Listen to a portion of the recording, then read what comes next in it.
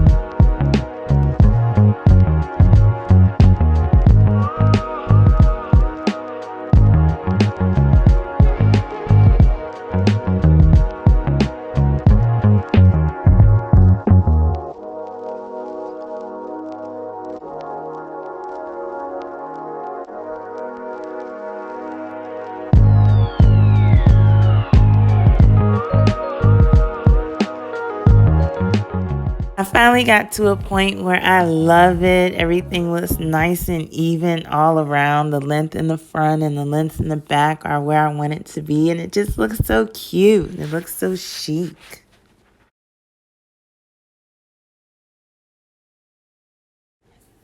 So like I said in part 1, I hate for my hair to be borderline on the regulation, and it gives people room to say, you know, this isn't regs, you're out of regs, you need to fix that. So I went ahead and cut it for sure this time. It's definitely not going past my collar at all.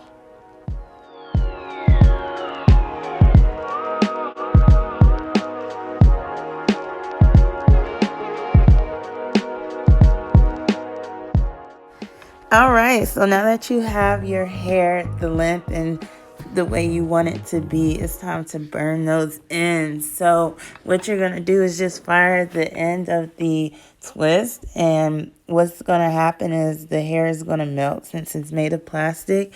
You just rub your fingers together and make sure they just melt together so they won't unravel.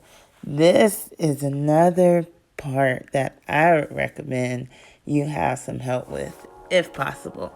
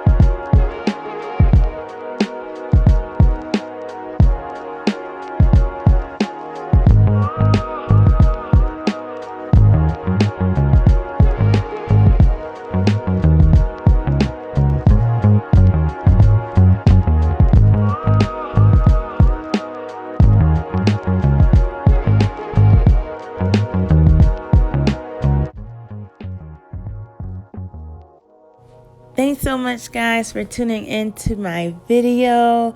I just love doing this hairstyle so much. It was something so fresh and different for me, and I hope it'll be the same for you.